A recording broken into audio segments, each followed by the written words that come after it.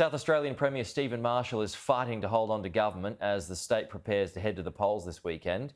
With just 5 days to go, he sat down with Sky News reporter Joel Filt to discuss his government's strategy, the internal tensions between warring Liberal Party factions, and his position in Parliament on the other side.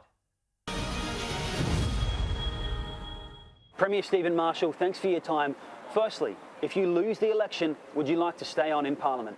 Yes, look, I've made it very clear that I'm very keen to continue in Parliament. I've loved my time in Parliament. I love my time in business as well. But this state is now, I think, at a pivot point, a fork in the road, if you like. I think there's great times ahead. I think we've got momentum with us, and that's why I'm keen to stay in Parliament going forward.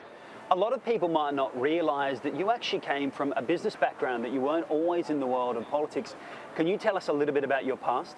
My father was a manufacturer. I took over the family business in 1997. I had a couple of hundred employees, the CFMEU, the AMWU on site. I was dealing with some of the largest retailers in the country, some of the largest suppliers in the country. It was the toughest of times, but it was actually the best of times. And I learnt a lot in manufacturing, and I hope that I've been able to apply that in my first 4 years in government. We're focused on 9 key areas. Now, we're always going to be respectful to our traditional sectors of mining and agriculture, manufacturing, construction, tourism, international students, food and beverage, but we have been able to layer on top of that the fastest growing sectors like defence, space, cyber, machine learning, blockchain, agtech, hydrogen, the renewables and the creative sector. These are the areas, the fastest growing areas in the world we're now focused on in South Australia, and that's why we've been able to attract young people back to our state.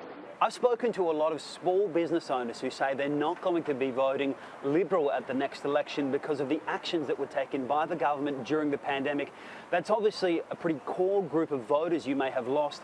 How did you manage to lose that cohort? There's no doubt that some businesses have been disadvantaged by the coronavirus here in South Australia, around the country, look, quite frankly, around the world. But we've worked hard for small businesses since becoming elected. We've wiped out all payroll tax for them. And whilst there are pockets of discontent, overall, our state is now the fastest growing economy in the country for the first time ever. And what about the tough times in the past 4 years?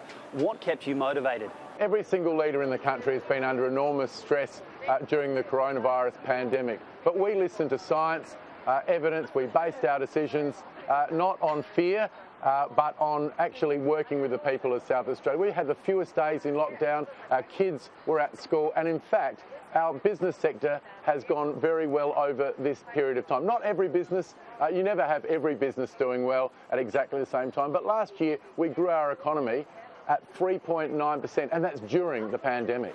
And what about you personally? Did you have a way of coping with stress, anything you looked forward to in your personal life? I've got to say, one of the things that I really loved about the last 2 years was working so collaboratively with my colleagues in Cabinet. It's a real Cabinet government, and we really do enjoy working together. What is your message to the Conservatives in your party who feel like you haven't listened to them enough over the past 4 years?